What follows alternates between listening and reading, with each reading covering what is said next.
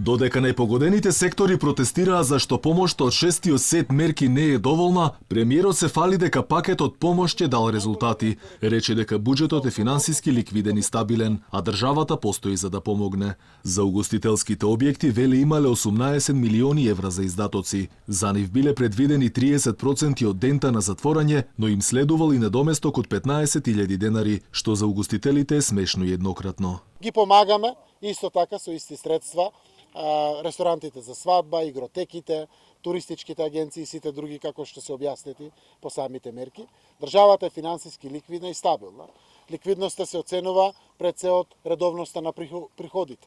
Приходите во државата редовно се наплаќаат и се зголемени. И додека премиерот се фали дека мерките давале резултат, протестот на угостителите и туристичките работници продолжува. На нив им се придружија и сметководителите, кои бараат и тие да бидат вклучени во шестиот сет мерки. Ние сме оние преку кои и тие зимаат плата. Но наместо да ја знаат нашата улога и да ја вреднуваат, во континуитет продолжуваат нивните игри за понижување на 10.000 професионалци. Угостителите реагираа дека шестиот сет мерки бил пон со нејасноти околу аплицирањето за државната помош. Од владата бараа да се дообјасни методологијата, а до тогаш остануваат на улица се до исполнување на барањата во целост. Петиот пакет мерки, значи касни од јануар, се уште не е почната исплатата во тека аплицирањето.